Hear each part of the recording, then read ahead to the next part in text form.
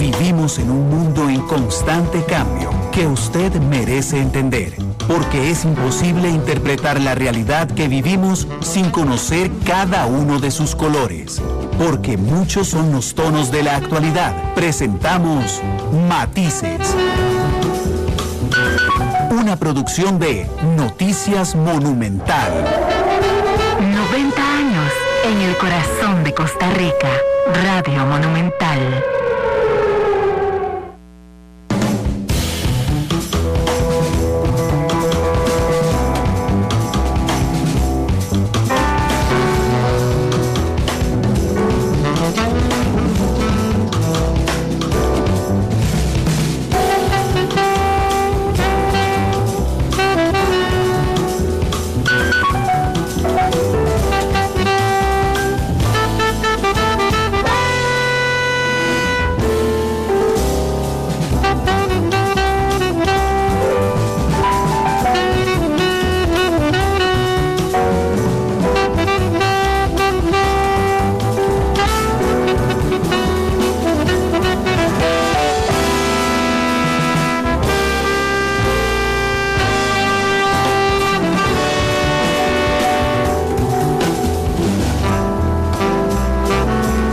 Tarde con 6 minutos. ¿Qué tal? Muy buenas tardes, bienvenidos a Matices, este programa de Radio Monumental, que es una producción del Departamento de Noticias, en el que analizamos los temas que son noticia en Costa Rica y en el mundo. Muchas gracias por estar con nosotros en el tercer programa de la semana, una semana muy intensa, en la que procuramos reflejar desde Matices la profundidad que uno puede brindarle a los fenómenos que son noticia, finalmente en Costa Rica y en el mundo, cada una de las semanas.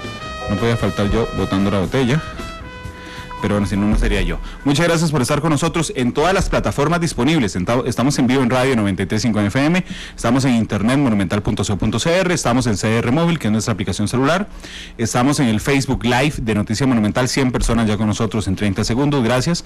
Estamos en Twitter, en @monumentalcr, estamos en esta noche a las 7:30 en Canal 2, a las 9:30 repetimos el programa en la radio, y queda disponible dentro de 2 horas más o menos en todos los servicios de podcast, que son Spotify, iTunes y Google Podcast. Así es que bienvenidos. Hoy vamos a hablar sobre el estado de la educación. Hoy se presentó el informe.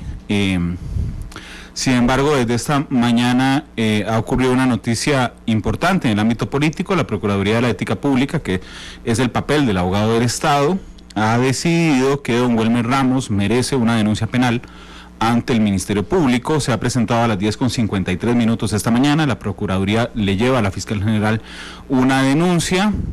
Yo pasé pidiéndole todo el noticiero a don Welmer que nos atendiera, porque don Welmer firmó, cuando era candidato a diputado, un compromiso que le solicitó su candidato, Carlos Alvarado, de que si la Procuraduría lo encontraba responsable, él renunciaba inmediatamente a su curul. Y antes de entrar con el tema de fondo, quiero agradecerle a don Welmer que nos regale estos minutos. Don Welmer, muy buena tarde, ¿cómo le va? Muy bien, ¿y usted, don Randall? ¿Qué tal? ¿Cómo está? Muy bien, gracias, don Welmer. Yo lo llamaba para despedirme, supongo que cumplirá su palabra y dejará su curul, don Welmer. Mire, yo firmé una carta que dice claramente que si se demuestran faltas al deber de probidad, yo renuncio. Ajá. Sí, eso dice la carta.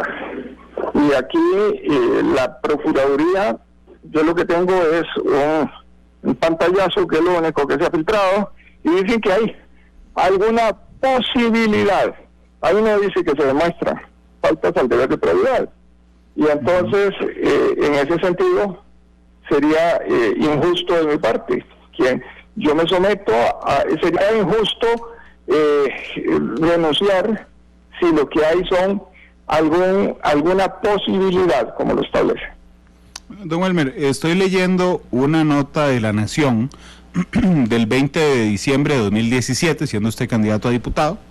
Dice, es una nota de la colega Rebeca Madrigal. Dice el encabezado: Welmer Ramos firma compromiso de renuncia si Procuraduría le haya falta ética. El candidato a diputado del Partido de Acción Ciudadana, Welmer Ramos, se comprometió a renunciar a su postulación o a su curul en caso de que la gane si la Procuraduría de la Ética Pública determina que cometió algún acto indebido en el caso del cemento chino.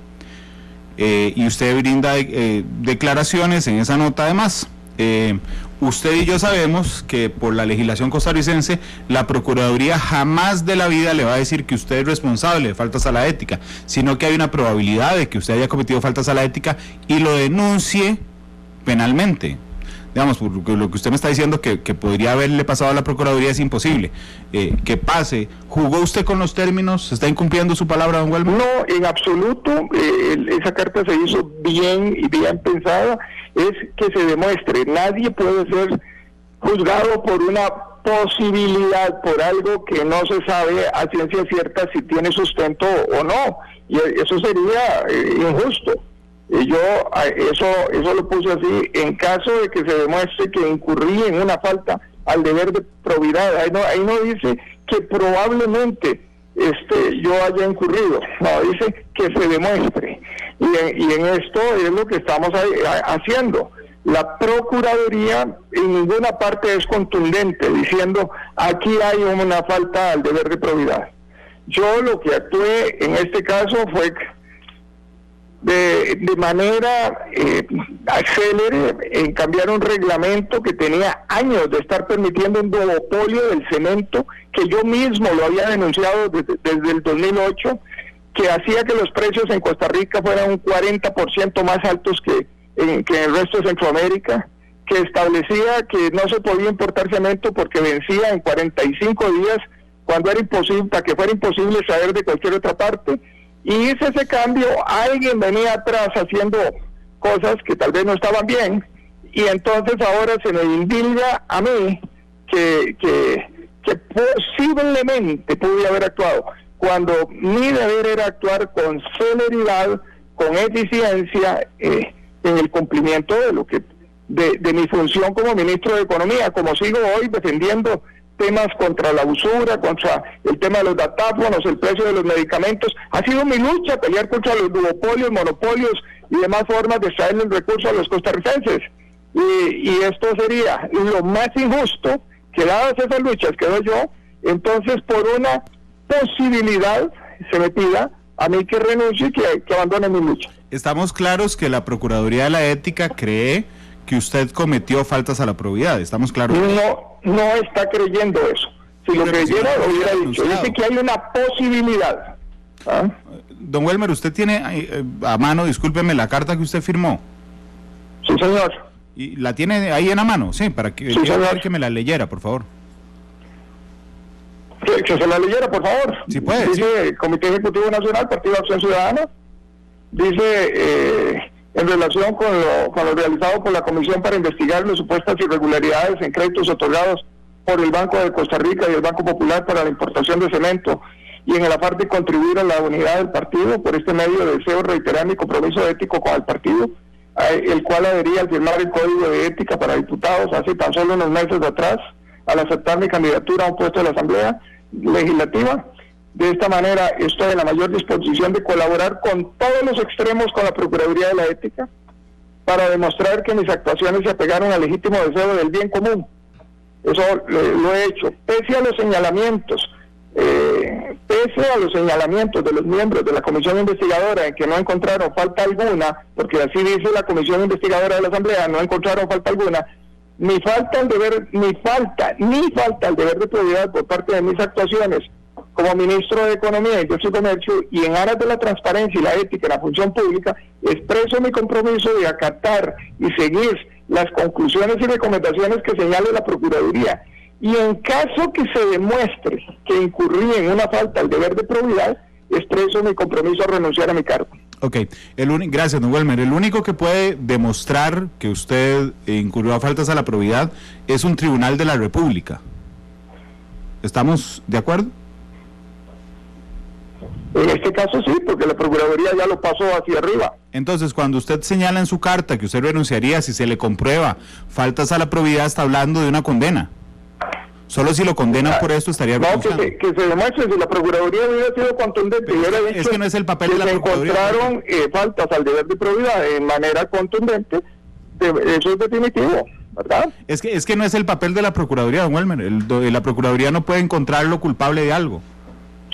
Sí, o sea, pero vean lo que saber, dice con también... Con toda transparencia es si usted está jugando con los términos. No, señor don Randall, no estoy jugando con términos. Estoy diciéndole en forma clara cuál es lo que está escrito, que se demuestre. Usted no puede decir, Randall, declárese culpable si hay la posibilidad de que usted fue el que pudo haber pegado un carro, o que pudo haber... No, la posibilidad, eso no es una demostración, y eso sería ya una sanción a mansalva, porque aquí lo que dice es posibilidad.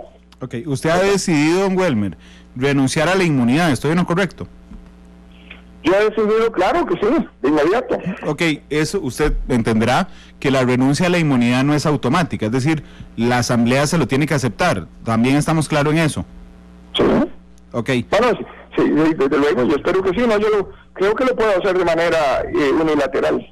Ok, dice, bueno, no, yo le acabo de preguntar al Ministerio Público y dicen que solo podría levantársele su inmunidad si la Asamblea Legislativa acepta su renuncia a la inmunidad.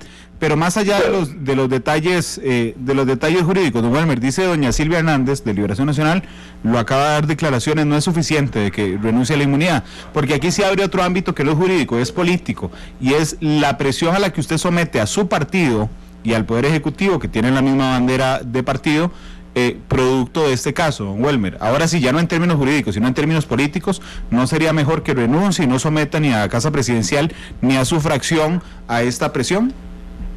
Don Randall, hay un asunto, aquí no se puede estar condenando a nadie sin hechos y sin demostrar.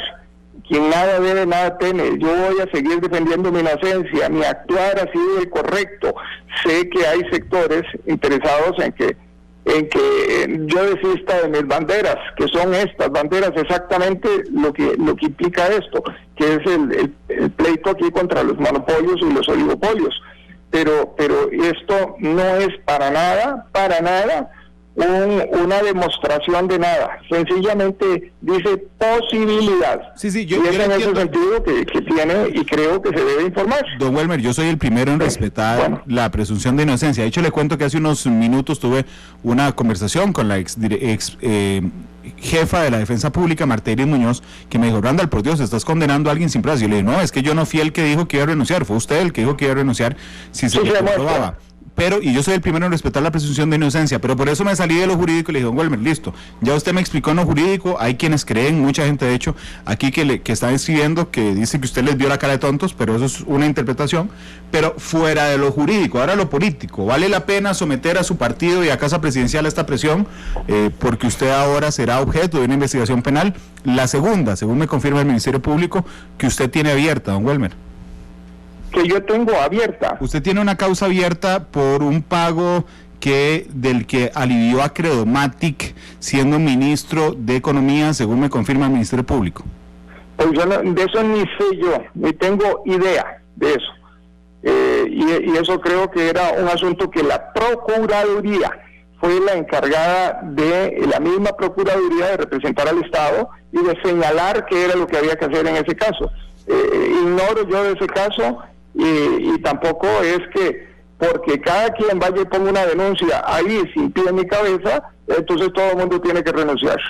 Eso no puede ser. Pero por este de la Procuraduría, Welmer, es que le voy a ser sincero ahora que tenemos un poquito de tiempo y que le estoy robando al fondo del programa, pero realmente usted está en una situación muy complicada por ser del PAC, porque desde la fundación del PAC, lo que cohesiona a los integrantes del PAC desde su fundación, don Welmer, con todo respeto, es cuestionar a media humanidad y exigir, cuando hay una presunción de faltas a la ética, que se vaya todo mundo.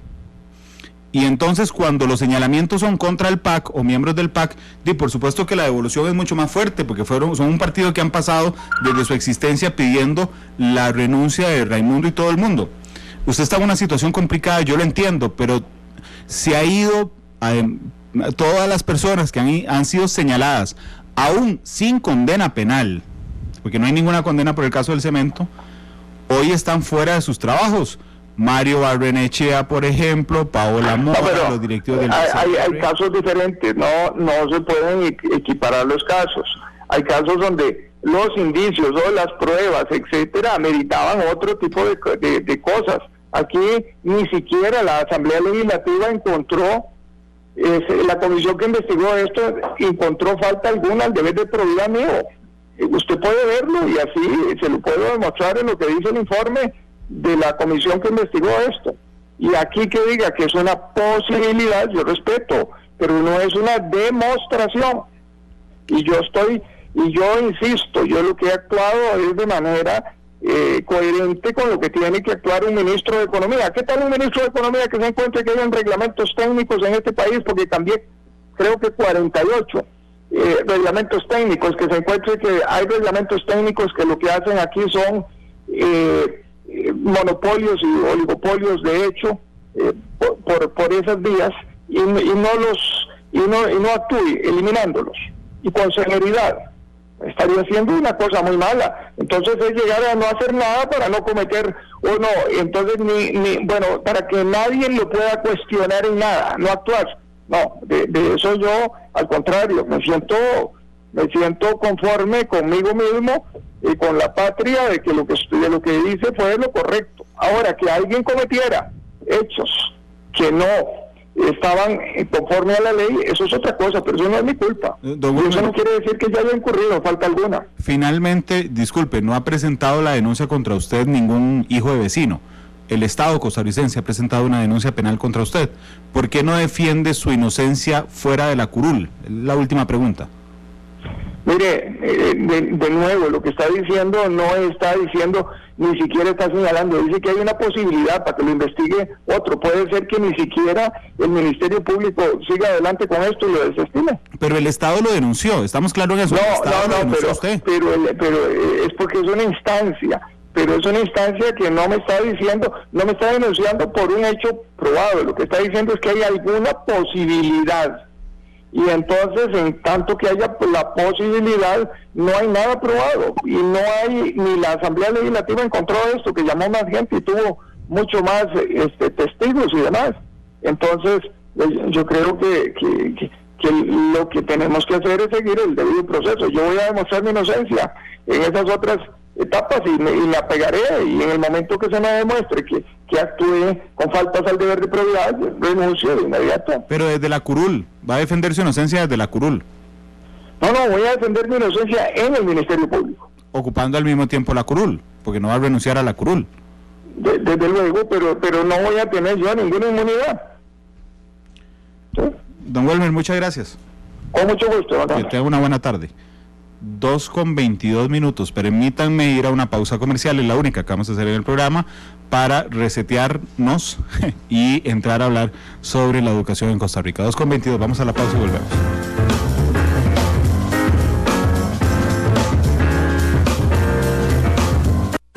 Porque la realidad tiene muchos tonos, matices, edad.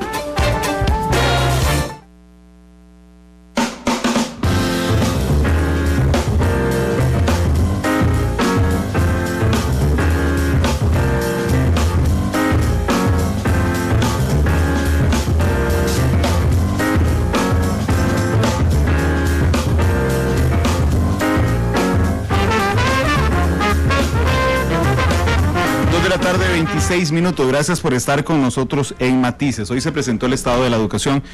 La educación realmente siempre ha sido el motor desde la fundación del Estado de Costa Rica, que por cierto la próxima semana cumple años, aunque no es feriado ni nada. Ha sido el motor del desarrollo costarricense, y de hecho uno lo nota muy claramente en un momento a inicio del siglo anterior, donde eso realmente nos diferencia de otras poblaciones en América Latina, no mejores ni peores que nosotros, pero con prioridades diferentes.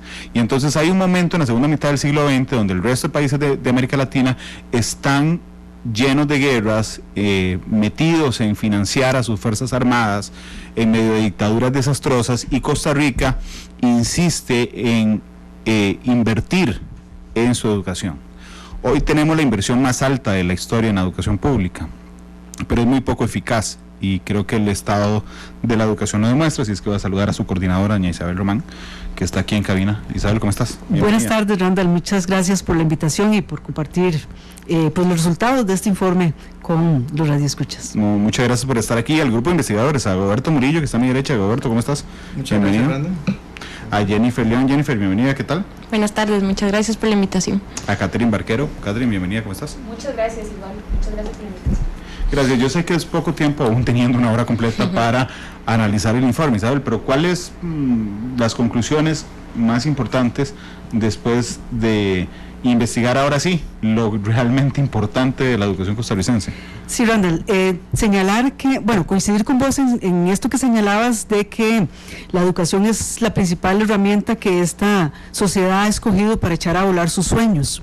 Eso el informe lo destaca, y lo destaca en su portada con un pájaro que es el pájaro que está en la portada y que representa yo te la educación. En la portada, porque yo sé que no buscan la plantilla en PowerPoint y lo imprimen, sino que realmente siempre tiene una razón de ser. Sí, y ese pájaro está compuesto por una hoja de cuaderno, porque necesitamos dos cosas: echar a volar ese pájaro y además escribir nuevas historias, y esto es parte de lo que señala el informe, Randall. Estamos en un momento realmente complicado para el país, y un momento que demanda cambios urgentes en el sistema educativo, porque hemos venido teniendo un movimiento muy inercial, y además tenemos una serie de frenos que son problemas de fondo que tiene el sistema educativo, que no nos permiten alzar vuelo.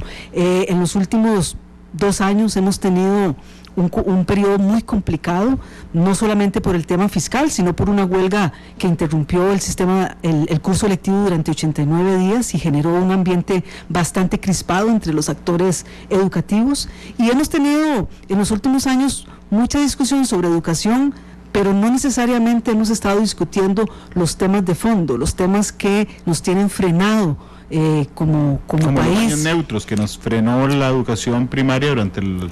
estoy siendo sarcástico. Es que totalmente. Nos concentramos en elementos meramente accesorios, que yo no niego que le parezcan importantes a alguien, pero que es que los problemas de fondo no pasan por ahí y no los discutimos, están fuera de la discusión. Sí, uno diría que el baño nuestro de neutros aluden a un tema de derechos humanos, que es importante, sin duda alguna, pero no puede quedarse la discusión ahí, ¿verdad? Tenemos problemas muy muy serios en términos de la calidad de la educación, de la forma como hemos venido gestionando el sistema educativo, la forma como funciona. Tenemos una serie, decimos nosotros, de problemas que funcionan como barrotes, y que construyen una jaula, y esa es la otra parte de la portada de este informe. Ahí tenemos un sistema que tiene enjaulado nuestras posibilidades de que esta educación vuele en un momento en el que tenemos en las puertas a la cuarta revolución industrial. O sea, estamos con una transformación radical a nivel internacional de lo que va a ser la demanda en términos cognitivos hacia futuro, y nosotros estamos aquí discutiendo de baños neutros, ¿verdad? Entonces el tema es cómo colocar los temas de fondo, y aquí hay varias cosas sobre el cual el informe llama la atención: la calidad de los docentes, las formas, las concepciones y prácticas de cómo se enseña. Hay una cantidad importante de jóvenes fuera del sistema educativo, y tal vez, Randall, podríamos ir haciendo un recorrido de esos problemas de fondo para poder tener una visión más panorámica. Claro, de hecho, lo que tenemos enfrente. Sentite en absoluta libertad de irle dando la palabra a los investigadores, porque vos conoces cuál es el enfoque de cada uno, pero hablemos de los problemas de fondo. Sí, arranquemos tal vez con preescolar, porque tal vez nada más recordar, Randall, que este informe va desde preescolar, primaria, secundaria y hasta la educación superior, y entonces ahí vamos viendo esos problemas de fondo.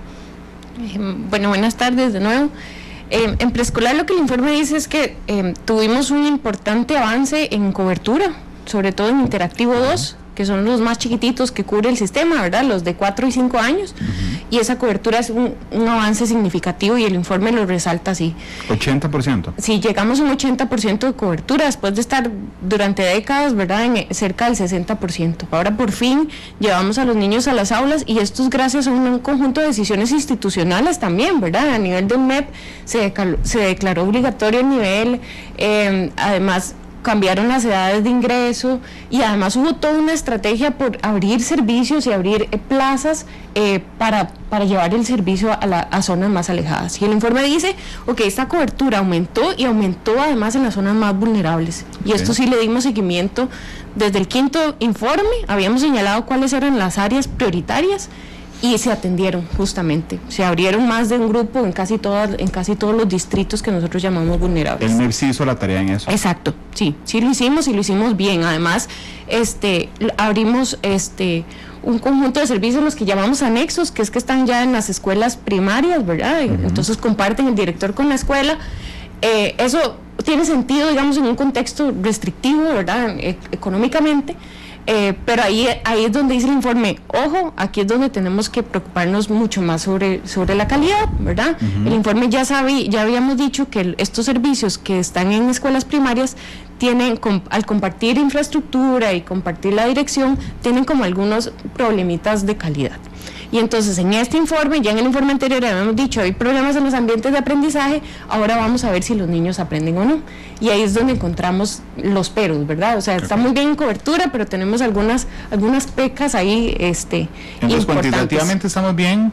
Cobertura. Pues sí, en cobertura. Pero ahora, ok, vamos a la calidad de lo que se enseña a esos pequeñitos matriculados. Ahí no estamos bien. Ahí no estamos tan bien, que es como la otra cara de la modernidad, ¿verdad? Que el informe siempre dice calidad y cobertura, y en calidad no nos va tan bien. Lo que hicimos fue ir a visitar las aulas y pedirles en 42 aulas de preescolar, entre anexos e independientes, y pedirle a las maestras que hicieran un ejercicio de lectura compartida con los niños. Con lectura compartida yo me siento y les explico el cuento y voy avanzando en el cuento, pero además me detengo en algunas partes y hago preguntas. Lo que encontramos es que las estrategias que ellos utilizan de lectura son de baja demanda cognitiva. O sea, no es lo que nosotros necesitamos para que los niños desarrollen habilidades. Por ejemplo, yo les hago una pregunta cerrada: ¿de qué color es la gallina? Y entonces ellos me dicen rojo, y ahí se acabó. No hay un desarrollo de la respuesta, ¿verdad? ¿Por qué la gallina está así? ¿Qué es lo que piensan ustedes que está pensando la gallina, verdad? Claro. Porque les digo la gallina porque el cuento era que les pusimos a leer de la Pero gallina. digamos, el ejemplo que me estás dando es que es diferente preguntarle a un niño ¿por qué se enojó la gallina? ¿Y qué les parece a ustedes de por qué se enojó? Por su reacción ante el enojo, no sé. Exacto. Okay, ¿qué es diferente decir? ¿De qué color era la gallina? ¿Cómo se llamaba la gallina? Exacto.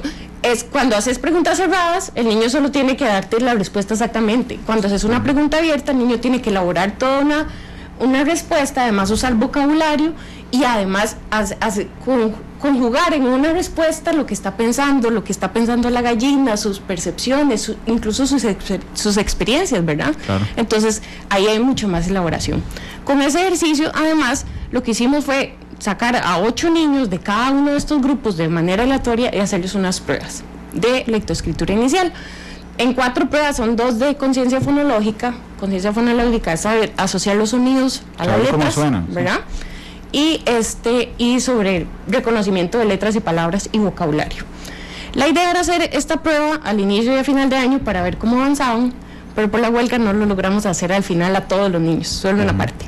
Aún así, de los que hicieron las 2 pruebas, que son poquitos, son como un 30% de la muestra, lo que encontramos es que los avances no son muy grandes, ¿verdad? Por ejemplo, entre junio y septiembre que hicimos la segunda prueba, los niños solo lograron manejar o dominar una palabra más en la prueba de vocabulario, en ese periodo de meses. Exacto.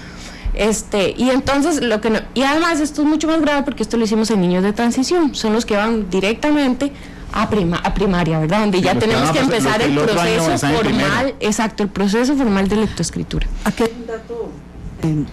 hay un dato importante que tal vez de fondo para que se entienda, digamos, este tema, Randall, que es que el 99% de los niños y niñas y adolescentes que van al sistema educativo público vienen de hogares de climas educativos bajos y además de hogares pobres. ¿Qué son climas educativos bajos? Son hogares donde el promedio de los adultos que hay en esos hogares tienen primaria incompleta o menos. O sea, ¿qué significa eso? Que en estos hogares a los niños nadie les estimula la lectura, nadie les lee las noticias o se ponen a ver noticias y comentan, mira, Randall dijo esto hoy.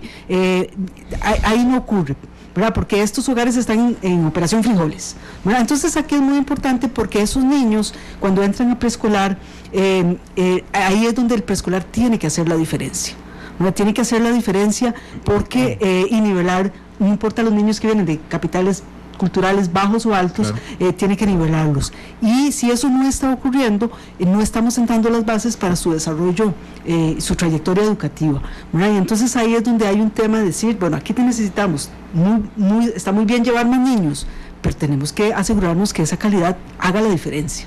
Claro, pero de alguna forma, perdón Isabel, la primera intervención que vos como Estado generás para romper el círculo de la pobreza, es decir, cuando vos estás en un hogar con baja calidad educativa, la primera oportunidad que tiene el Estado de decir, suave, vamos a mejorar esto, es justamente el preescolar. Exacto. Es decir, vamos a romper el círculo, venir para acá, y entonces, como en tu casa no se desarrolla, digamos, una influencia tan grande en esto, vamos a desarrollarla desde nosotros para que tengas un mejor futuro. Es clave esa intervención en preescolar. Es determinante, sobre todo porque, como menciona Isabel, en preescolar no es que sea una enseñanza como formal de la lectura y la escritura, sino que se sientan las bases. Si esas bases no pasaron en preescolar, entonces cuando llegan a primaria tienen que empezar por eso, que es lo básico, las bases. Entonces todo el proceso de lectura y escritura se va corriendo hacia adelante. Entonces llegamos a secundaria con problemas grandes de comprensión de lectura, porque todo el proceso se está atrasando, ¿verdad? Entonces los chicos no avanzan como deberíamos en este proceso, ¿verdad?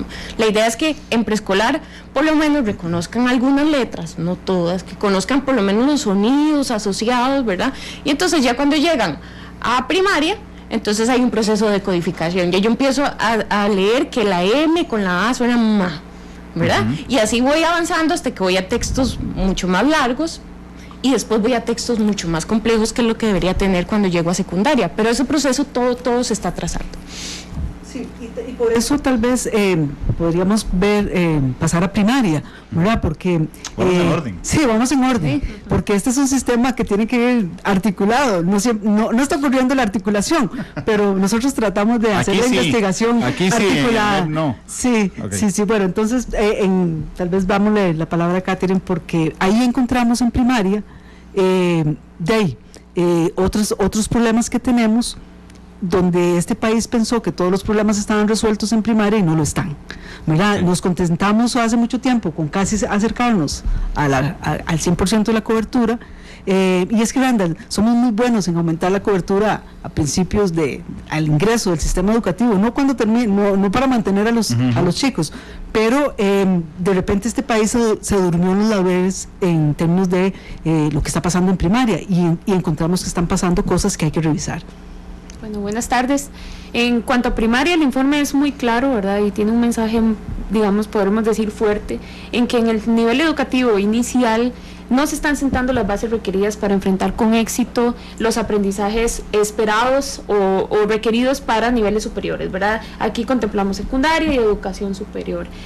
Todos los resultados que explotan finalmente en la secundaria arrastran niveles de eficiencia que, como dijo Jennifer, vienen prácticamente desde preescolar. ¿Qué vemos en primaria? Bueno, el informe anterior había llamado la atención a volver a la mirada primaria, a hacer una mirada profunda, porque primero estábamos ofreciendo servicios recortados. El 93% de las escuelas en el país sigue ofreciendo el currículum incompleto. El avance en los últimos 2 años ha sido muy pequeño, un punto porcentual es lo que hemos mejorado, y no aprovechamos las bondades que nos ofrecía, ¿verdad?, las mejores épocas del bono demográfico. Mientras en el 2010 entre el 2010 y el 2018 varias escuelas experimentaron, el 65% de las escuelas experimentaron reducciones en la matrícula. El avance en ofrecer escuelas con todas las asignaturas, ¿verdad?, que es lo que llamamos currículum completo, no solo las asignaturas básicas, sino todas las otras complementarias, fue mínimo. A pesar de que es una meta del Plan Nacional de Desarrollo de la actual administración, si seguimos con este ritmo de crecimiento y no se crea ningún centro educativo adicional, la universalización del currículo lo alcanzaremos hasta el 2034. Okay. Demasiado tiempo, y no nos podemos dar ese lujo considerando los bajos logros de aprendizaje que tienen los estudiantes en el nivel escolar. Ya decíamos también que al culminar la primaria solo alcanzaban los niveles más básicos de desempeño en materia de comprensión lectora, solo saben reconocer e identificar aspectos, ¿verdad? Pero llevar la comprensión y la inferencia es algo en lo que están definitivamente quedando debiendo. Un poco para profundizar en eso, hicimos un análisis de la reforma curricular de español. Y bueno, ¿por qué español? Porque español se considera la cintura del aprendizaje durante la primaria. Si usted aprende a leer bien, va a poder aprender estudios sociales, ciencias y todas las otras asignaturas, ¿verdad? De lo contrario, vas a empezar a enfrentar problemas. Lo que descubrimos es que hay problemas, ¿verdad?, para aplicar la reforma exitosamente. Destacamos que el 50% de los docentes en primaria que encuestamos, hicimos una muestra representativa para el gran área metropolitana y diseñamos un instrumento realmente complejo porque intentamos medir prácticas de aula, aplicación de enfoques de enseñanza, percepción de la formación inicial, además de ítems específicos que permitían valorar qué tanto llevaban ellos en la universidad sobre la enseñanza del español y el conocimiento del programa. A partir de todas esas dimensiones creamos un perfil docente ideal, el que se requiere para implementar exitosamente el programa de español, y lo contrastamos contra las características de los docentes encuestados. Los resultados son alarmantes, el 50% de los docentes no cumple con el perfil esperado, y eso obedece prácticamente a 3 grandes áreas. ¿Cuánto por ciento, perdón? 50%. Entonces, estamos bastante alejados de nuestra meta educativa, ¿verdad? Es como lo que pedí en Wish y lo que me llegó. Finalmente. Sí, sin duda alguna, porque es decir, bueno, este es el ideal y estamos a mitad de camino. Sí, ¿y qué nos aleja de ese ideal? Varios aspectos, pero uno de los principales es las concepciones y los saberes que tienen los docentes sobre la enseñanza de la escritura. El 74% considera la lectura como una práctica obligatoria y poco relacionada al gusto y al placer, ¿verdad? El 74% de los profesores. De los docentes, sí, así es. Okay. Y mientras tanto, el ministerio tiene dentro de todos sus objetivos de aprendizaje durante la primaria, el primero es, ¿verdad?, empezar a desarrollar el gusto por la lectura, hasta que finalmente logramos desarrollar lo que dice la reforma. Con razón no leen los proyectos de ley contra los que se ponen. Ahora me queda un poco claro, además. Sí, entonces, bueno, por ese lado estamos experimentando problemas. Ellos manifiestan que sí han leído el programa de estudios de español, el 98% dice sí, lo hemos leído, pero hay un gran porcentaje, el 45%, que no lo considera relevante para enseñar español, y sí, definitivamente queda la duda de, entonces, ¿cómo estamos enseñando? ¿O estaremos aplicando la reforma o no? ¿O quién está enseñando español? Bueno, se supone que sí son los docentes, ¿verdad? Pero el problema es que es lo que están tomando como lineamientos para hacerlo. Por otro lado, les consultamos sobre su formación inicial, ¿verdad? Y ahí descubrimos que el 64% dice no sentirse preparado para enseñar el español, aunque tienen una percepción, digamos, no tan mala de su formación universitaria. Ajá. Sin embargo, cuando profundizamos en ítems específicos que se requieren para enseñar el español, o sea, en los cuales un docente debe de formarse adecuadamente en la universidad, constatamos que, por ejemplo, tienen poca frecuencia en la enseñanza de estrategias para la fluidez de la lectura, no estudian los programas de las reformas curriculares establecidas en el MEP. Entonces eso es como que usted se esté formando y al final ahí está a lo que usted se tiene que enfrentar, ¿verdad? Porque el MEP es el empleador público del país y no sabemos de qué es lo que están tomando o cuál es la base en la universidad, si al final de cuentas la reforma es muy clara de qué es lo que se tiene que enfrentar. Por otra parte, no estudian tampoco los enfoques lingüísticos definidos, mientras la reforma curricular actual, novedosa, a la que el país ha estado apostando, señala que es el enfoque comunicativo, el desarrollo de competencias y habilidades, que es lo que está demandando la nueva sociedad del conocimiento, ¿verdad? Entonces, hay una disociación entre lo que requiere el sistema y lo que se enseña en las universidades. Así es. Toda esta encuesta nos permitió hacer un ejercicio en el que calculamos la probabilidad de aplicar exitosamente la reforma de español con los promedios, ¿verdad? O las características promedio que tenían los docentes encuestados. La probabilidad nos da un 50%. Sin embargo, hicimos unos escenarios hipotéticos y ese mismo escenario base, digamos, que consideraba un docente de aproximadamente 46 años, que utilizaba con una frecuencia regular recursos como periódicos, libros para enseñar el español, pero que tenía una mala formación inicial, ¿verdad? Ese es como el promedio de la encuesta. Entonces cambiamos la variable y le decimos, bueno, mantengamos ese promedio, pero le mejoramos las competencias universitarias. Es un docente que viene bien formado en la enseñanza de la lengua. Solo cambiando eso, la probabilidad se incrementa a un 100%. Si contratamos a un docente joven de 24 años con buena formación inicial, la probabilidad aumenta a un 97%. Sin embargo, si el docente joven, pero viene muy mal formado, digamos, con las debilidades que actualmente se constataron, la probabilidad baja al 37%. Ok, entonces el riesgo es muy alto. El riesgo es muy alto. Si seguimos con ese perfil, que es el que actualmente se está formando, no vamos a lograr avanzar al ritmo que requerimos para implementar lo que establece la reforma. Que yo nada más quiero recordar que cuando Catherine habla de docentes en primaria, y recordemos que el docente en primaria da todas las materias básicas, ¿verdad? Sí. O sea, es decir, es un solo profesor o maestro o maestra que da español, ciencia, matemática y estudios sociales. Efectivamente, es un docente que da todas las materias y bueno, y es parte también ahí de ese perfil. Por ejemplo, encontramos que en esa formación inicial llevan 4 cursos de lenguaje, digamos, nada más en su profesión, no son especialistas en lengua, ¿verdad? En otros países es distinto. Ahora, tal vez aquí varios elementos importantes como para redimensionar lo que estamos planteando.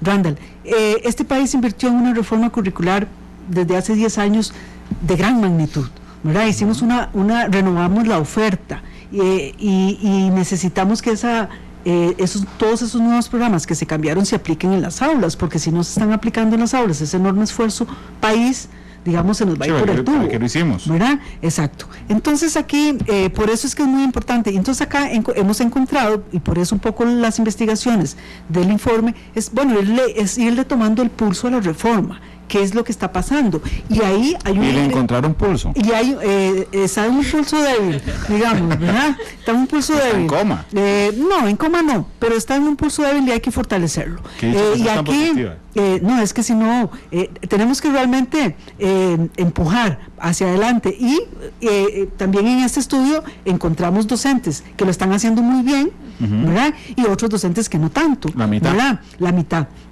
Bueno, todos los docentes deberían ser como los docentes que los están haciendo bien y ese debería ser el objetivo. Pero ¿qué pasa acá? Bueno, hay un componente que es lo que esto que Catherine está señalando.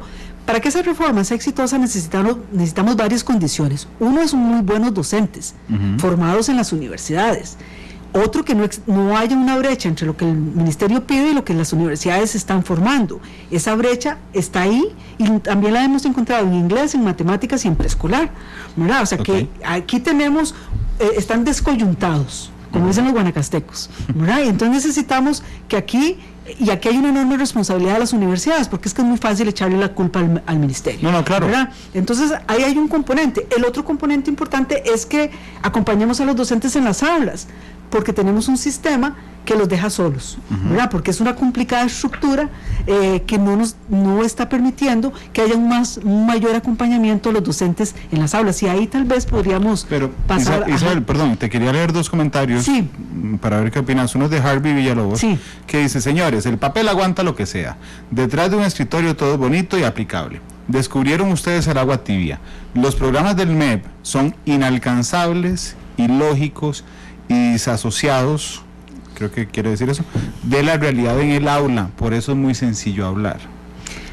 Sí, bueno, nosotros fuimos a las aulas, o sea, no estamos detrás de un escritorio. Pero es cierto que son inalcanzables. No, se pueden desarrollar, lo que pasa es que implica un cambio fuerte en las formas como hemos venido haciendo las cosas en los últimos 30 años. Implica innovación en la forma de dar clases, implica una formación distinta, y eso es una responsabilidad que tiene que asumir todos, las universidades, los docentes, el ministerio. O sea, es un gran reto, pero no podemos escudarnos en decir son inalcanzables. O sea, como un profesional dice no son alcanzables, ¿verdad? Aquí tenemos que, o sea, estamos formando profesionales en las universidades o no, porque si vos tenés un cambio de programa y decís no, yo no lo puedo hacer, entonces la pregunta es, bueno, ¿qué tipo de profesional es usted?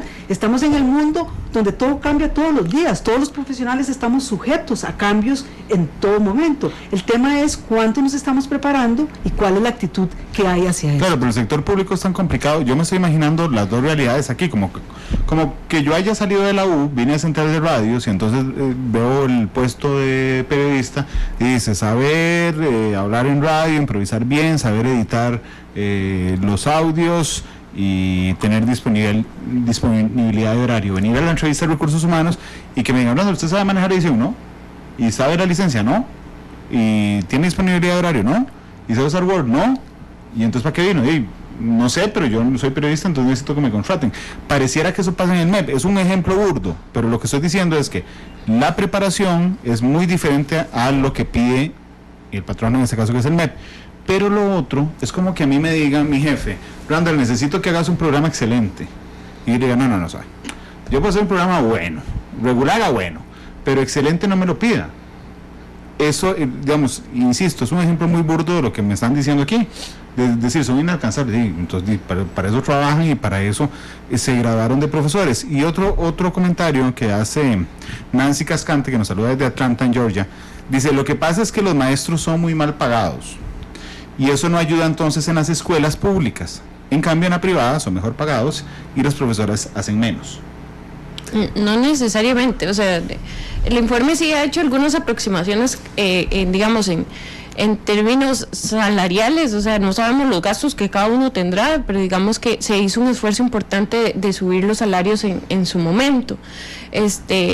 Lo que sí hemos encontrado es que no necesariamente hay un buen conocimiento del desglose del salario, digamos. Hemos encontrado, por ejemplo, que la gente dice, es que yo tengo que sacar mi plata para comprar materiales y cartulinas y lo que ocupo, cuando hay un rubro que se paga para, por ejemplo, material didáctico, ¿verdad? Y hay gente que ni siquiera sabe que yo no sabía, pero okay, tengo la ventaja de no trabajar en el MEP, pero eso viene. Sí, claro. Sí. Lo que quiero decir con esto es que no necesariamente, digamos, no hemos hecho una investigación a fondo, pero no necesariamente es así. Y no necesariamente, creo que eso es otro de los mitos, es que en las privadas ganan mejor y hacen menos. Tampoco es cierto, ¿verdad? O sea, no necesariamente. De hecho, en las privadas lo que nos han dicho, pero es, digamos así, cuando hemos ido a hacer encuestas, es que ellas incluso tienen como una incertidumbre de contratos, ¿verdad? O sea, no necesariamente saben si los van a contratar o no. De hecho, hay un montón de profesores, si me permitís, si me lo confirmas, pero hay un montón de profesores de educación privada.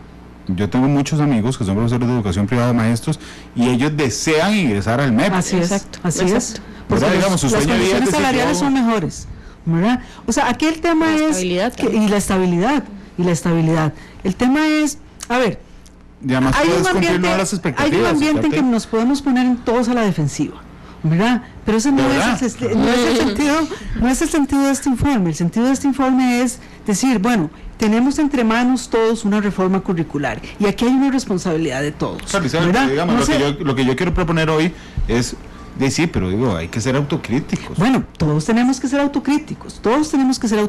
El tema es que esta es una reforma de una gran envergadura que está pensada para mejorar los aprendizajes de los niños y su logro educativo, y todos tenemos que sumar. Y cuando decimos todos es las universidades que forman a los docentes, el ministerio que los contrata, una vez que están contratados, ¿quién nos induce el sistema? ¿Verdad? Porque muchas veces pasa, Randall, que el ministerio te contrata hoy y mañana juéguesela bonito que le quede bonito. Claro. No hay un proceso de inducción y además cuando ya los docentes están en las aulas, nadie va a ver cómo está trabajando. O sea, no hay un acompañamiento. Y hoy más que nunca, porque la experiencia internacional te lo dice, cuando tenés reformas de esta envergadura, tenés que generar procesos de acompañamiento, de mentoría. No puedes dejar solo a los docentes en las aulas, porque tenés que acompañarlos. Hay un cambio muy fuerte en los programas. Uh-huh. Entonces, es una responsabilidad de todos. Entonces, tampoco nosotros estamos diciendo, ¿es una responsabilidad exclusiva de los docentes? No. Claro que tienen una responsabilidad. Enorme. enorme, pero también tiene una responsabilidad los asesores, los directores de los centros educativos, y ahí encontramos cosas interesantes que tal vez Dago nos pueda contar. Tal vez para agregar ahí, yo creo que el tema es, digamos, es muy diferente sentar responsabilidades que echar la culpa, ¿verdad? Aquí no le estamos echando la culpa a nadie en específico, digamos, pero sí estamos diciendo que en este proceso, es que es un poco lo que dice Isabel, hay distintos responsables en distintas partes del proceso, ¿verdad? Ahora, el docente tiene en el aula es donde termina desembocando todo, ¿verdad? Y por eso muchas veces ellos sienten como que todo se los achacan a ellos, pero no es cierto, ¿verdad? Nosotros reconocemos que hay procesos que se debieron hacer mejor para esta reforma curricular. Como el acompañamiento. Claro, pero además el acompañamiento tiene que ser distinto dependiendo de las necesidades de cada profesor, y no conocemos a los profesores, no conocemos al cuerpo docente. Por ejemplo, en mate, lo habíamos hecho para un informe, encontramos que sí, hay un grupo de docentes que dice, mire, a mí no me venga a decir nada, yo vengo dando matemática hace 30 años, ¿usted cómo me va a venir a decir aquí, ahora, cómo dar matemática? Pero en cambio hay un grupo de docentes que dice, está bien, yo no sé cómo hacer esto, pero voy a aprender. Y se ponen la camiseta e investigan y se montan en la carreta, ¿verdad? Y lo logran. O sea, no todo el cuerpo docente es igual. Entonces, no todo al cuerpo docente no le puedo dar a todos el mismo acompañamiento. Que inclusive Daniela Murillo hizo una reflexión en Facebook Live que no la quería dejar pasar. Pero bueno, cuando la mitad de los profesores cumplen con las expectativas, entonces significa que es alcanzable. Eso es una muestra de que es alcanzable. Pero por supuesto, ¿verdad? Ahí usted, ¿dónde ve el vaso? ¿Medio lleno o medio vacío? A nosotros nos preocupa que un 50% no alcance el perfil. Hay otro que lo está haciendo, entonces te dice que es posible. Claro. Exacto. Entonces hay un tema también de estructura y gestión del ministerio, que también en eso los docentes se quejan mucho de una serie de apoyos que no reciben, y tienen razón. Ok, bueno, para entender esto, pues ya nos queda claro que tenemos perfiles distintos en el caso de los docentes, pero también, bueno, ya Isabel comentaba sobre esa estructura de apoyo. Para esta edición y en el tema profundidad de capítulo de secundaria, se analizó justamente cómo se realiza esa gestión curricular. Ya sabemos que el nivel central del ministerio ya es grande, es complejo, tiene 15 direcciones, 67 departamentos, hay un flujo de información que va desde ese nivel central, baja a las direcciones regionales, que es el nivel intermedio, y eventualmente les corresponde a esas terminar bajando la información a los centros educativos que constituyen el tercer nivel. En ese proceso ya interfieren o están asociados a una serie de actores, no todos con la capacidad operativa para poder cumplir cabalmente con esta función curricular.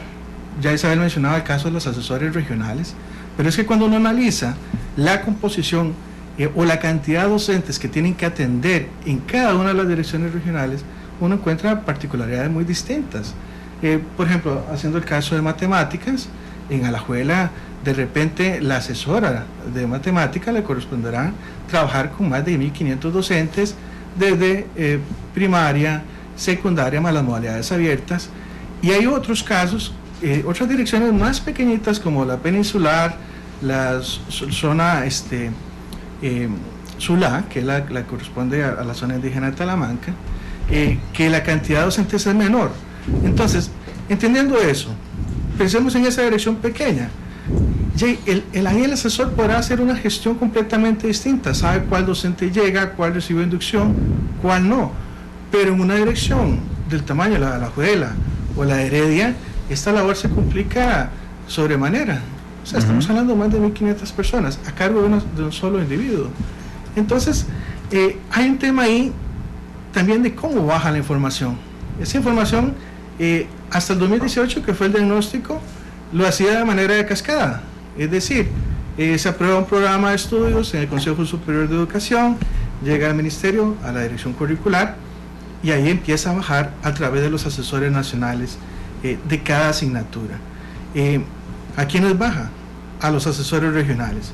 El asesor regional tendrá que bajar esa información a cada uno de los docentes. El tema es cuánto tiempo les puede demorar bajo esas condiciones, ¿verdad? Entonces, sí, voy a decirlo de esta manera, esa forma en que baja la información hace que al final los docentes perciban los cambios curriculares de manera muy distinta. Es decir, usted puede analizar preescolar y de repente en una dirección particular como Occidente se aplica de una manera el programa y en otra como Sarapiquín se está aplicando de otra manera. ¿Por qué? Porque ese asesor regional comprendió o entendió que a partir de esa modificación se había que trabajar de esa manera. Entonces, ahí es donde decimos nosotros que de repente el sistema no ha sido del todo aquel que le permitiría a los docentes aplicar efectivamente los programas en las aulas. De hecho, de acuerdo, me viste haciendo cálculo porque me dejaste pensando en Alajuela. Cuando yo agarro los días del año, que no son sábados ni domingos, son 261. Si le resto 261, digamos, no sé, 10 feriados, para ser muy conservador, son 251. Significa que esa directora regional de Alajuela necesita atender 1.500 personas. Eso significa que necesita todos los días atender a una persona cada hora y 20 minutos para conocer a los 1.500 profesores que tiene a su cargo. Realmente, digo, cuando lo llevas a ese nivel es ridículo. Y sin almorzar. O sea, sin hacer nada más, porque si quiere almorzar o pide vacaciones, entonces ya no conoció a un montón de gente. Eso nos demuestra la poca eficiencia que tiene el sistema. Correcto, ahí es donde uno no le extraña los resultados. Y hay otro elemento, o sea, el asesor no solo va a brindar capacitación, también tiene que visitar, puede hacer visitas individuales a los docentes, eso es lo que hablábamos. Y guarde, todo lo que gasta camino se le va al año. Pero hay un tema fundamental, y aquí es donde nosotros hablamos de cadenas de mando superpuestas en esa estructura regional. Por ejemplo, el asesor regional puede emitir un informe con recomendaciones, pero su labor termina hasta la emisión de ese informe. No le dará seguimiento, ese seguimiento le corresponde al director y eventualmente al supervisor de centros educativos. Es decir, si uno analiza cómo ha sido el procedimiento hasta ahora, tanto la del supervisor como la del director ha estado fuera de todos los procesos de capacitación sobre los programas. Entonces, ese acompañamiento o ese seguimiento la práctica no ha sido efectivo. Y además tenemos en esto, digamos, una de las cosas importantes que tal vez nos queda claro en este análisis, Randall, es que tenemos más, digamos, lo administrativo se impone sobre lo sustantivo, sí, ¿verdad? Sobre lo pedagógico, y tenemos más liderazgos administrativos que liderazgos académicos, y resulta que lo que necesitamos es un director de centro educativo que tenga un fuerte liderazgo pedagógico, porque él es el que está día a día con el docente. Pero si ese director está resolviendo el 99% de su tiempo trámites que le caen de la estructura de arriba, ¿a qué hora va a estar viendo a sus docentes en las aulas? Cuando eso es lo sustantivo, esa relación docente-alumno y cuál es la calidad de lo que está ocurriendo en las aulas es lo sustantivo. Pero aquí estamos como con un sistema invertido desde ese punto de vista. Entonces aquí hay este nudo que tenemos que resolver, ¿verdad? Resolver, porque si no, con esta estructura de funcionamiento, con estas formas de gestión, los logros no avanzan con la celeridad que necesitamos. Pero también a los profesores les come el tiempo esas cosas accesorias. Claro, por supuesto. No sé si el año pasado antes. Claro, y ellos son los primeros que se quejan y tienen razón, ¿verdad? El tema es cómo hacer las cosas distintas, salirnos de la caja y pensar una forma de organización distinta. Un día se volvió a ver la Sociedad de los Poetas Muertos. Si John Keating, que se llama el profesor, viviera en Costa Rica, nunca podría haber dicho, oh, capitán, my capitán, no podría haber dicho eso porque necesita pasar lista, ir a ver las fotocopias, entregar las tareas, o sea, no hubiera tenido realmente tiempo. No. De eso está aquí Giselle Cruz, la ministra de Educación, y le puse el ejemplo de la Sociedad de los Poetas Muertos y me volví a ver como, ¿cómo vas a poner un ejemplo tan viejo? Y puse el ejemplo de Merlí, que es una serie que está en Netflix, okay. Sí. Buenísimo, yo no la he visto, pero es buenísimo, okay. Merlí, bueno, aquí no se podría hacer. No, Merlí no podría hacer eso. No podría hacer eso. Bueno, pero sí tenemos una Merlí en el sistema educativo. Y aquí tal vez quiero señalar una cuestión. Ese es un sistema educativo que, como no evalúa a sus docentes, o sea, no tiene información sobre sus docentes, buenos y malos docentes están en el sistema, pero no los reconocemos. Entonces, hay muchos Merlí por ahí, pero como el sistema no lo reconoce, ¿verdad? No puede destacar esas buenas prácticas y decir, bueno, Randall es un Marlí, ¿por qué no el docente que está a la par de él, un día a la semana va a observar a Randall para ver cómo está haciendo? A eso nos referimos con hacer distintas las cosas. Me animo con una hipótesis muy loca, porque a veces son vistos como los zapazos.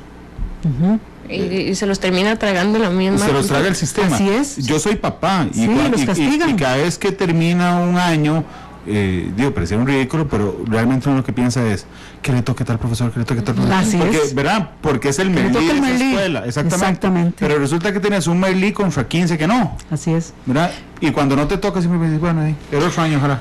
Randall, tal vez ahí para acotar, nosotros este año repetimos el estudio de aulas, hicimos igual el conteo de tiempo. No es un seguimiento porque no son las mismas clases, esta vez en 10º, antes era en 9º, pero esta vez lo que encontramos es que no hay tanto tiempo dedicado a esas tareas de gestión, ¿verdad? No, o sea, lo ideal, según los parámetros internacionales, es que usted tiene 85% del tiempo dedicado a actividades de aprendizaje y 15% a actividades de gestión, porque siempre tienen que pasar. Aquí estamos en 20% en las aulas que nosotros medimos, no es tantísimo más. Okay, no es que los absorbe eso. No, pero sí hay un porcentaje de tiempo que se va en nada que tiene que ver ni con aprendizaje ni gestión, ¿verdad? Todavía hay unos porcentajes ahí, no son gigantes, ¿verdad? Pero sí es un tiempo que se va y que se podría aprovechar. Bien, pero ustedes lo midieron ahí.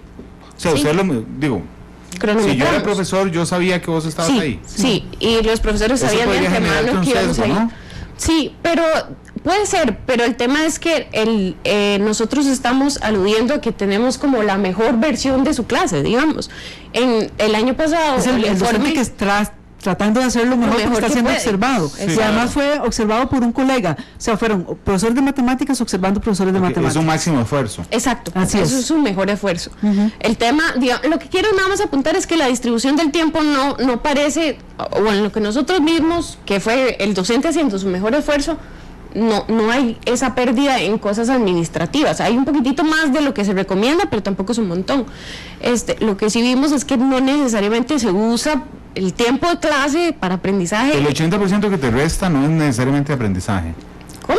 El 80% que te queda para hacer labores académicas no se usan labores académicas. Sí, es un 72%, que tampoco es o sea, se pierde como un 8% en que el profe se sale del aula y todo el mundo está distraído, lista está en gestión, o el profe está como conversando con otro profesor, pero no se pierde un montón de tiempo o sea, la pérdida de tiempo en este ejercicio no es gigante. Okay, ese es el docente en el aula. Sí. ¿Y el director? A ese sí se lo traga las gestiones administrativas. Sí, el director está en la gestión administrativa. Sí, en la mayor parte de los casos está con un perfil administrativo. Pareciera que ha dejado en la práctica de ser docente. Sí, para verlo así, Randall, para vos ser director tenés un requisito que tenés que tener una licenciatura en administración educativa. Y nosotros siempre preguntamos, bueno, ¿y por qué no una licenciatura en pedagogía? Si lo que queremos es tener líderes pedagógicos, ¿verdad? Entonces ahí son de las cosas que tenemos que ir cambiando hacia el futuro. Ahora, hay un tema también en secundaria que no quisiera que se nos vayan tiempo sin destacar, que es el tema de los estudiantes que no están en el sistema educativo. Ok, bueno, yo les comentaba que este tema de la gestión es el tema de profundidad, pero también damos seguimiento y aquí el dato principal que queremos posicionar es lo lejos que estamos del tema de universalizar la educación secundaria y en especial la diversificada, que desde el año 2011 las reformas constitucionales apuntaron a que este ciclo pasaría a ser obligatorio. Hoy, en 2018 más bien, solo el 48% de la población en edad de asistir a la educación diversificada lo hacía en la edad correspondiente. Ahora, ¿dónde está el resto de las personas? Bueno, ahí, cuando uno analiza, uno va a encontrar que hay un grupo importante, más del 23%, que está en el tercer ciclo, es decir, asiste con rezago, está en 7º, 8º, 9º, y hay otro grupo que ya está fuera del sistema. ¿Cuánto es el grupo que está en rezago? Hay como un 23%, perdón, un 28% y un 23% fuera. ¿Verdad? Entonces, eso solo el grupo de 15 a 16 años, ¿verdad? Entonces ahí tenemos problemas estructurales que nos impiden avanzar de manera más rápida. ¿Por qué nosotros decimos que vamos lento? Porque nosotros en un escenario que habíamos planteado, si agarráramos en el 2018 la población que está en cuarto y quinto, y la volviéramos a ver en el 2024, y esta población no hubiese ni repetido, ni nadie se hubiese salido, esa tasa crecería a 73,5% apenas. Es decir, todavía seguiremos lejos, aun cuando hemos suscrito acuerdos como la Agenda 2030, que dice que ya para ese año deberíamos tener ese problema resuelto. Entonces ahí tenemos todavía importantes desafíos.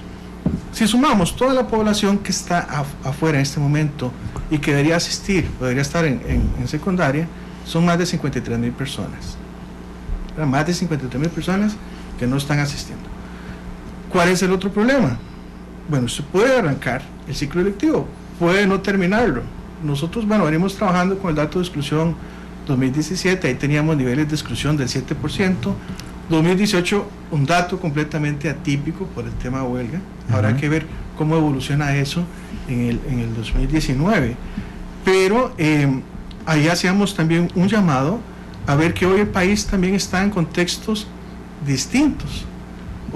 Venimos con un incremento del tema de narcotráfico, de homicidios, y para esta edición también se hizo un análisis que vincula justamente ese tema de las incautaciones de drogas con exclusión.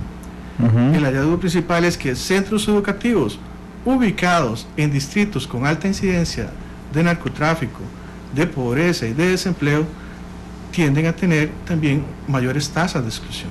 Entonces aquí el llamado es, esto no es un problema solo MEP, también debe intervenir el Ministerio de Seguridad, la ICD, y AFA, y por supuesto también las municipalidades. ¿Para qué? Para poder tener estrategias que le permitan a uno enfrentar la situación. ¿Y qué? Y no dejar que el narcotráfico nos robe los chicos del sistema educativo, que eso es una alta posibilidad en esos distritos vulnerables. Los narcos son súper informados, los líderes narcos son súper informados, pasan oyendo noticias y leyendo un montón de cosas. Hoy deben de estar frotándose las manos. Es decir, cuando Dagoberto dice hay 53,000 jóvenes que no están en el cole, dice, les convierte en potenciales. Totalmente. Y eso asusta tremendamente. Esos son los temas de fondo, Randall. Uno quisiera saber que este país discute sobre la calidad de los docentes, sobre esos temas administrativos que no permiten apoyar más al docente, sobre este tema que es una amenaza que tenemos ya, que nos obliga a reinventarnos en términos de las estrategias de lucha contra la exclusión educativa. Hemos venido siendo exitosos en atraer muchachos al sistema, pero hay una cantidad que están todavía afuera. Pero es enorme. Es que yo creo que lo guardamos debajo de la alfombra. Eso es lo que me parece que a veces hacemos como país. Yo no sé si ustedes han tenido la experiencia, yo siempre lo pienso mucho cuando hablo con gente fuera del país. A la hora que me toca a mí hablar de Costa Rica, realmente yo digo un montón de cosas que después vengo aquí y la reviso y digo suave, porque no sé, todos hablamos lo mismo. Costa Rica es un país de paz, todos somos educados, tenemos problemas económicos realmente, pero digamos que vamos bien, no hay ejército, tú me dices no hay ejército, no hay guerra, listo, y la educación siempre es lo primero, pero yo no me imagino a ninguno de nosotros orgulloso de contarle hoy Natalia en extranjero, bueno, mira, la educación no es tan buena, resulta que 1 de cada 4 jóvenes que tienen que estar en el colegio no están, y el otro está repitiendo. Y resulta que además en los cantones donde tenemos, los distritos, donde tenemos una altísima presencia del narcotráfico, además excluimos a los menores que están en edad escolar. Eso es horrible, es una foto horrible, pero es una foto. Y además le sumamos que, las alternativas que tenemos para volverlos a enganchar al sistema educativo, que son modalidades abiertas, y esto Dagoberto puede profundizar, no son las de mejor calidad. O sea, cuando ya estamos en la última, en el hilo más delgado, ¿verdad?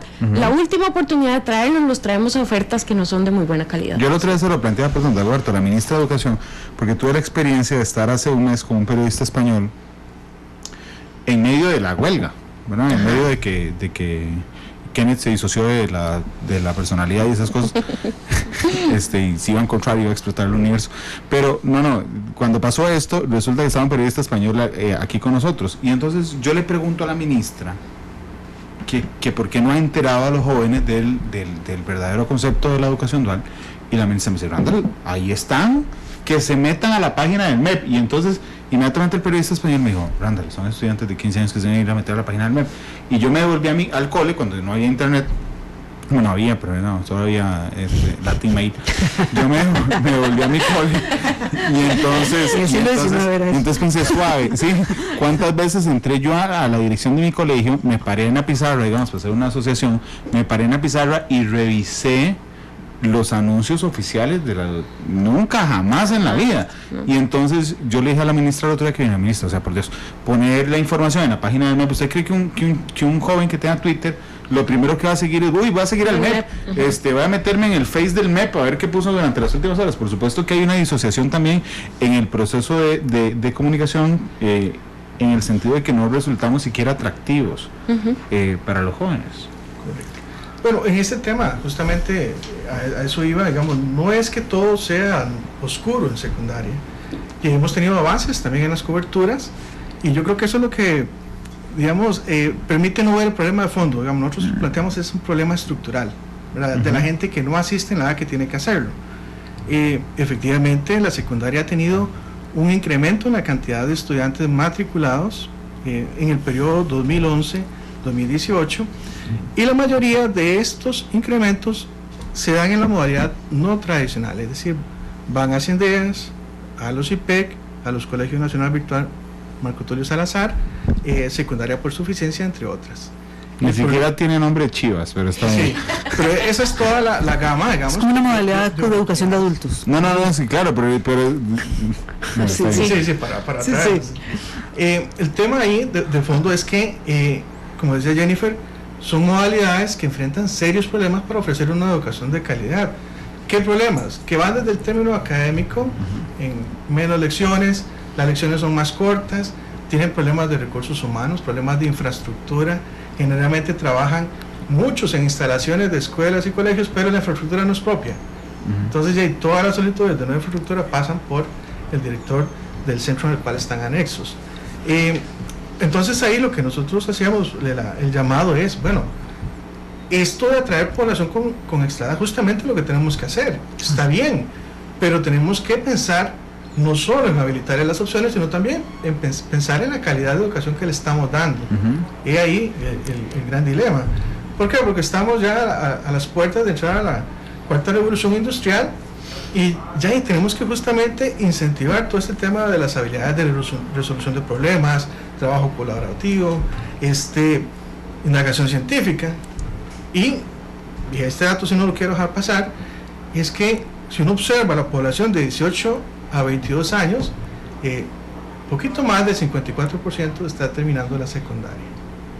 Quiere decir que hay poquito más de 45% que no tiene secundaria completa, no ha logrado completar la secundaria, y muchos de los que logran terminar tienen debilidades, ya como nos lo muestran otro tipo de pruebas, incluso bachillerato, que tan cuestionado era, ya los porcentajes de promoción eran bajos, ¿verdad? Y aunque medían conocimientos, ya eran una señal de que algo no andaba tan bien. Incluso si uno quitara el efecto curva, esos porcentajes de promoción caían de manera significativa. Entonces tenemos que pensar en ese problema, en ese gran desafío que tenemos como país, y si de verdad queremos insertarnos en esa sociedad de conocimiento. Si logramos, o sea, si hacemos un enorme esfuerzo, Randall, de volverlos de traerlos de nuevo al sistema, claro, ¿verdad? Y nos cuesta sangre hacerlo, para ponerlo en esos términos, tienen que ser los más chineados del sistema. Sí, claro. Los colegios nocturnos tienen que ser los más chineados del sistema, porque nos estamos jugando el último chance de tenerlos. ¿Y qué hacemos? Ante problemas estructurales damos respuestas de baja calidad. No se vale, porque estos chicos necesitan que les demos lo mejor, ¿verdad? Entonces, estos profesores que están trabajando en los INDEA y en todos esos nombres que no te gustaron, deberían ser los chineados del sistema, los deberíamos de tener en las mejores condiciones, y los tenemos en las peores condiciones. Entonces ahí es donde tenemos que hacer son los más vulnerables, además, porque los tienes con un pie afuera. Totalmente. O sea, están en alitas de cucaracha, diría mi abuela. Muy bien, están en alitas de cucaracha y necesitas chinearlos. Lo de los nombres, yo sé que podría resultar una tontera, pero es que, digo, cuando uno se devuelve a ser colegial, entiende algunas cosas de esas. Por ejemplo, yo lo hablé un día con el director del ICB, don Guillermo Araya. yo cuando estaba en el cole y entonces me iba a mejenguear, realmente era lo que hacía, pero si hubiera andado malos pasos no me hubiera resultado atractivo decir, ¿y para dónde vas ahora? Uy, voy al centro comunitario de enseñanza. O sea, no. es que seguimos pensando desde la adultez. Totalmente. ¿Verdad? Lo que podría resultar atractivo para un adolescente. Entonces, yo como adulto puedo pensar que a mi hijo adolescente le gusta tal cosa, pero no estoy leyéndolo en clave él. Claro. Bueno, ahí una de las cosas que señala la ministra en una de las entrevistas que creo que vos le hiciste es que, han estado yendo ahora a propósito de los últimos acontecimientos, de los últimos meses, a ir a conversar con los estudiantes, y que los mismos estudiantes les han dicho, es que los docentes tal cosa, o que nos gustaría tal cosa. Bueno, es que efectivamente eso hay que hacer. Por ejemplo, hicimos un análisis de redes. Randall, ¿ves cómo trabajan en grupo o no los estudiantes? Y ahí tenemos unos hallazgos interesantes tal vez que podríamos destacar, Jenny, tal vez. Y sí, lo que encontramos básicamente es que, en unos poquitos coles todo el mundo trabaja en grupo. En otros poquitos coles la gente trabaja cada uno por su lado. Ahí cada uno se las apaña como puede. Pero en este análisis de redes lo que nosotros más encontramos en los colegios que visitamos es que hay como unas redes que llamamos nosotros polarizadas. Hay un grupo chiquitito que trabaja de forma conjunta, pero la mayoría del grupo trabaja de forma independiente. Lo que encontramos es que este grupo chiquitito son los de notas medias, porque les hicimos unas pruebas, una prueba de conocimientos en matemática. Entonces, estos son como los de rendimiento medio, pero los que trabajan solos son los que les va muy bien o los que les va muy mal. Pero además, todos los estudiantes, el 80%, nos dijo que estas redes o estos grupos no son una intervención del docente. Es decir, el docente no les dice, usted trabaje con este otro muchacho, porque hagan grupos de 3. Hagan grupos y ustedes ven a ver cómo hacen, ¿verdad? Y entonces el chico se pone con quien prefiere, ¿verdad? O con quien puede, porque no necesariamente coincide el que prefiere con el que puede, pero esto lo que nos dice es que de alguna forma esta apuesta de los programas por el trabajo colaborativo, no solo porque ayuda a construir conocimientos, sino porque desarrolla otras habilidades como el trabajo en equipo para cuando ustedes trabajen, no está siendo parte de la intervención pedagógica del docente. Los chicos se la juegan solos y ellos ven ahí cómo se acomodan y con quién los aceptan y con eso se estudian, ¿verdad? No hay como un aprovechamiento de las distintas habilidades que tienen los chicos. Entonces tal vez ahí que es un elemento importante, Randall. Digamos, ¿qué es lo que el informe dice? Nosotros necesitamos romper esta inercia con la que funciona este sistema. Es una inercia, nos movemos como un elefante, ¿verdad? Con una inercia. Y resulta que estamos en un contexto complicado. ¿Por qué? Porque resulta que estamos en medio de una crisis fiscal muy complicada, que nos dice, más recursos, va a estar difícil, ¿verdad? Va a estar difícil. Entonces aquí hay dos alternativas. Los sectores que en este país quieren meterle la tijera a la inversión en educación, ¿verdad? Y decir, vamos a cortar la grasa de esta ineficiencia. Esa es una salida por la cual el Estado de la Educación no apuesta.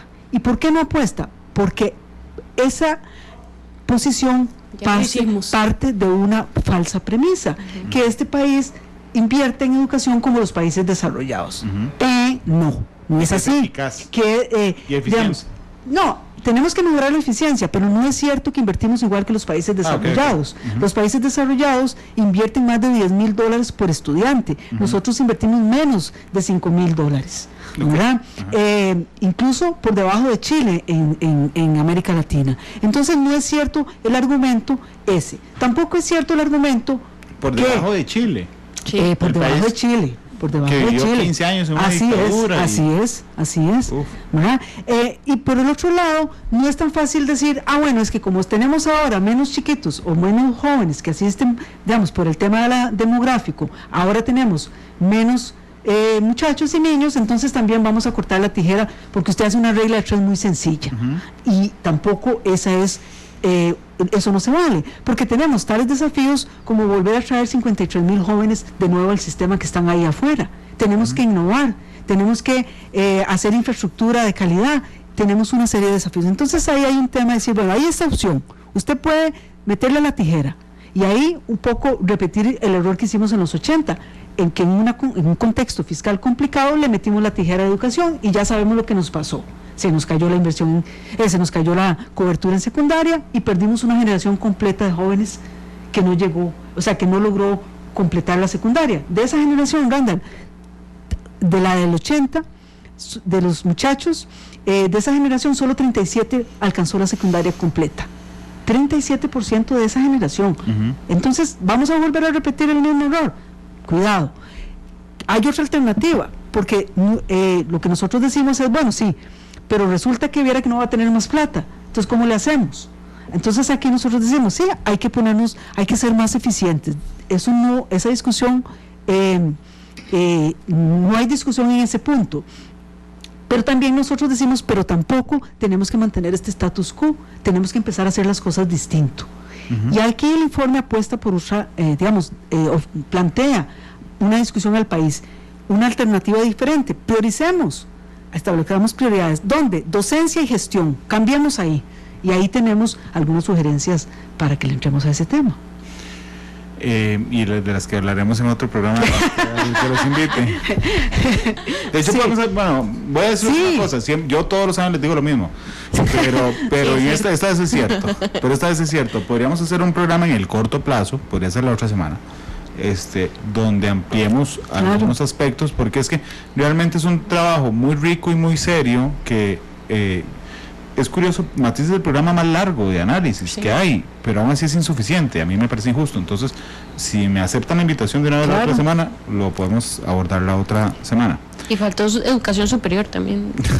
2 programas, la semana que sigue y en 15 días. Gracias, muchas gracias. Gracias, Catherine. Gracias a vos. Jennifer Dagoberto, gracias. Gracias. El estado de información de última hora, el presidente de la República, Carlos Alvarado, le acaba de pedir a don Welmer Ramos que honre su palabra y renuncie. Bueno. Qué rápido pasan las cosas. Sí, pasan rápido. 3:28. Ellos escogieron la canción, pero Jennifer fue la encargada de defender el argumento de la canción. Pink Floyd va a despedir Matices. ¿Con cuál canción? Learning to Fly, para hacer honra a la portada del informe. Aprendiendo a volar, Pink Floyd. A las 7, la tercera emisión de Noticia Monumental, a ver si don Welmer le hace caso al presidente o sigue escabulléndose en los términos de su carta, y nos escuchamos mañana. Hasta luego y feliz tarde.